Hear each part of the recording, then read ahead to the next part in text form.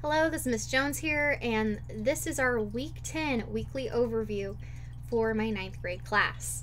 I'll be going over what we're doing this week, so sit back, relax, watch, and enjoy. Let's go ahead and get started. Alright, so of course you're familiar with this page. This is our home page. If you click Modules, you'll scroll all the way down. And we'll be wrapping up Module 2.5 on Monday. And if you have any questions about this, of course, watch my last video. But this week we'll be starting Module 3.0. And that shouldn't have been published. Alright, and so if you start on the first page. Okay, this will give you a brief introduction as to what we're learning about. And in this unit, we will be learning about making inferences and making educated guesses using facts that we already know, that we've already picked up in our life's experiences, and combining them with what we read. So, of course, these are the English Language Arts Common Core State Standards we'll be focusing on, and we also have the ELD State Standards. So, if you want to learn more about that, check that out. So how can we use evidence from a text to make a logical inference? I'm going to start off the assignment with a quick write. I want you guys to write as much as you can, as fast as you can. What does it mean to make an inference, and how do we make inferences? And it's important that you start off with this assignment because this assignment right here tells me what you already know. It's really valuable information. Now if you go to the next page, if it'll let me, there it goes. This is a commercial that I show my students every year when I'm teaching inferences. And so it's the same commercial, okay, two different films here. And so what I want you to do is I want you to watch the commercial just once straight through. Okay, it's a 3-minute commercial from a Thai company. You know, you won't understand the language, which is fine. I forget if it's subtitled or not. It doesn't matter. But as you're watching, try your best to make sense of what's happening in the story. Now, you make educated guesses all the time, and like I said earlier, you use your own unique personal experiences to help you make sense of situations. And I mean, it's just common knowledge, and we use that common knowledge and that problem-solving ability all the time. But when it comes to English class, you have to be very focused on how we make inferences and how we make guesses when we're reading a text, because it's really easy to get lost. And so what I want you to do is I want you to watch that same commercial again, only this time it pauses and asks you questions. And after watching these two films, I want you to answer this for me. What is happening in the commercial? Okay, describe the plot of the story. Think about what information you already have in your life that helps you understand the story, and what information do you still need to know to help you make sense of the commercial. And so, you know, these might seem like really basic questions, but you're doing some real deep thinking here. So do your best to answer those and respond into the text box on this page. And so this is going to be our lesson about inferences. I'm going to go ahead and go through it with you. All right. And so the essential question here, how can I use evidence from a text to make a logical inference? And so you can use evidence from the texts along with your own background knowledge in order to support any educated guess that you might make about something that you've read. Okay, we rely on these two things. And this is the same reason why your 2-year-old little brother who was born yesterday can't step in to our English class and be able to make sense of one of the stories that we read. Because unfortunately your 2-year-old little brother just lacks the life experience to know everything that he needs to know in order to read a book. Not only does he not know how to read, but you know, he might not understand how money works or how stores work, or you know, a lot of that basic stuff that we've been able to pick up throughout our entire lifetimes. And so another way to describe an inference is to describe it as an educated guess. And it's an educated guess that we make based on evidence, stuff we already know, and stuff that we were able to pick up from the text. And so people make inferences all the time, okay? They do it about animals and people, places, things, cause and effects, and also the author's message in a text. And think of it more like an equation, okay? So you have what you read and you have what you see. You have what you're watching. Like, for example, the commercial I was just talking about, okay? You're taking in that new information that is the commercial. You're watching the commercial. You're seeing the events act out and the characters play their role in it. And as you're doing this, you're looking at the details. You're looking at the characters. You're seeing what they wear. You're seeing how they work. And you're asking yourself, what is going on in this image? What is going on in this commercial? What is going on in this book? Okay, and then what you do is you combine that with the information that you already know. You have a huge wealth of background information in your brains just because you've lived as much of your life as you had. And so think about your past life experiences, what you know about what you're seeing. And that's where we make our inferences, people. That's where we make our educated guesses. You use the evidence and you use your background knowledge to draw a logical conclusion about a text. Okay? And you might ask yourself the question, what is a logical guess I can make based on what I know? Okay. So we're going to practice this together. Okay, well, let's look at image 1 here. So we have, that's adorable, we have what looks to be a Jack Russell Terrier, right? And we can assume from what we're looking at in this picture, you know, we see tile on the floor, we see a big white object in the background, and we see a sea of toilet paper, right?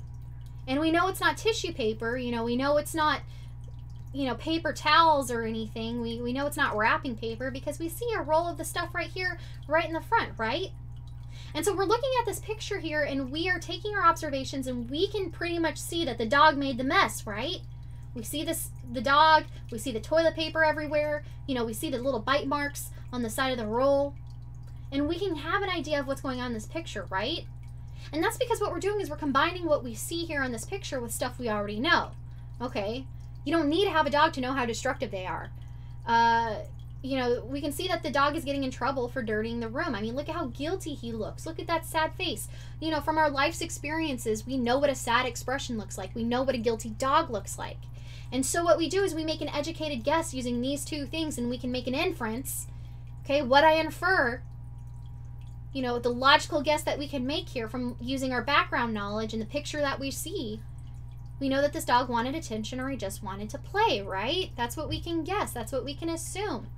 Okay, now if you were to make an inference that, you know, the dog is actually a real life demon, you know, who came from the deepest pit of hell just to take away your toilet paper, you know, in the time of 2020 where toilet paper is scarce, okay, you're making a really weird inference, okay? You're going the extra mile there to add some extra details that might not apply. What we're looking for is our best educated guess, not our most creative guesses, okay? Save your creativity for writing later.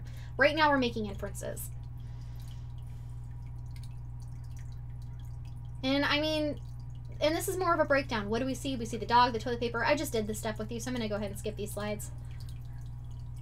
And now we're going to do this together. We are going to make inferences using a text. So just like what we did with the picture with the puppy, we are going to make inferences using a few words. And so here's what we're looking at. You're walking around your neighborhood early on a Monday morning. As you walk, you notice a man frantically knocking on the front door of a house. The man is holding a coffee mug in his other hand. There is a briefcase on the front porch. You hear him call, "Honey!" through the door. And so now what we need to do is we need to take what we've read from this excerpt, take what we already know, and then we need to make a logical guess using those two parts of the equation. So if you go to the next slide here, what do we see here? Okay, we see that it's a Monday morning. Okay, we can make an educated guess that a lot of people work on Monday mornings, right? Okay, we see a man frantically knocking on the front door of a house. The man is holding a coffee cup, a coffee mug. Okay, there's a briefcase on the front porch, and he calls honey. This is what we're reading. This is what we're seeing. We don't need to make inferences yet. I kind of did when I talked about Monday morning there, but we don't need to make any inferences yet. Now we can. So what do people do on Monday mornings? A lot of people are getting ready for work or they're getting ready for school, right? What else do we know from our life's experiences, from our life's, you know, wealth of knowledge? We know that people usually use briefcases to carry important documents with them to work, right? Okay, what about coffee? What do you know about coffee? Okay, we know that people drink coffee in the mornings before going to work because for some of us, it's our lifeblood. And then lastly, what does he mean by honey? We know that Honey is usually a pet name that some husbands call their wives or, you know, their significant others. Okay? Do you think that he was actually demanding golden honey, like that you consume, that you eat, sweet golden honey? Do you think that's what he was demanding by knocking on the door? Do you think that he was just some stranger, you know, who picked this random house to take his briefcase and his coffee and start banging on the door and, you know, assaulting a woman, demanding that she go into her cupboards and relinquish all of her honey from her cabinets? No. No. That's not what's going on here, because we can make an inference. We can make a logical, educated guess based on the combination of what we have read and what we know about how life works. Okay, and so we can make the inference that the man is frantically knocking on the door because he locked himself out of the house in the morning, right? Maybe he forgot his keys. Maybe he needs to go back inside and get his keys so he can drive his car. You know, you can even go that far. Okay? And so that's how you make inferences. And it's really that simple. And I mean, I can't stress this enough. When I ask students to make an inference, like on a test or something, if it's a test question, oftentimes what messes them up the most is they overthink it. And when I'm asking you to make an inference, I'm asking you to make the most basic, honest, educated guess. I'm not asking you to read between the lines. Okay, I'm not asking you to make, you know, play 3D chess, you know, trying to figure out what piece goes next to where. So, no. It's not that hard.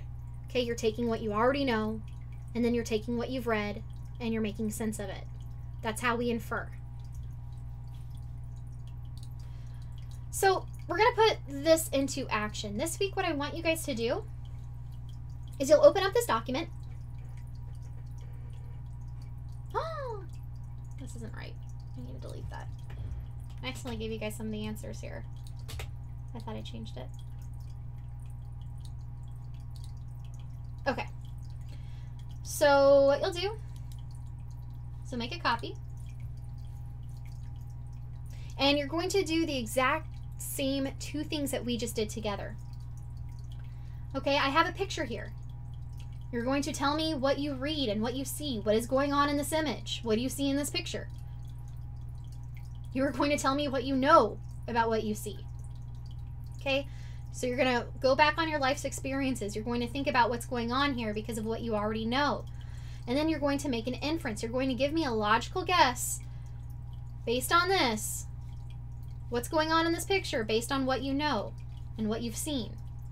And after you've done doing that with the picture, you're going to do it again, but this time you're going to read the text. Emilio took the cap off his head, dropped the baseball bat, and rested his elbows on the fence. It wasn't that he couldn't find the ball, it was sitting right in the middle of the lawn, just beyond the fence. The fence was not very high either. Emilio could probably get a running start, grab the top of the fence, and flip right over it. But there was a dog, a large Rottweiler, with a spiked collar. And so you'll read that on your own again, and you'll tell me, what is going on in the text? What do you know about what you have read? And what is a logical guess that you can make based on what you know? And then you'll turn that in, and then your assignment will be done. And then, did I have anything else for you? I think that's it. Yeah, I don't want you to do that yet. All right, so, so that's what we're doing this week. I look forward to seeing you guys in our Zoom classes, and I also look forward to moving on to quarter 2 with you. I know quarter 1 was really rough for all of us. It was a learning experience for you and your teachers alike. You guys worked very hard adapting to all these different teaching styles, you know, turning in things different ways, finding assignments different ways. It's been a real challenge in quarter 1, and I hope that you guys are feeling optimistic about quarter 2. Moving forward, we can do this together. The hard part's behind us. Let's finish this first semester out strong. Let's finish 2020 strong. All right, so you know how to reach me if you guys need any help or if you have any questions. Thank you for watching and have a good day.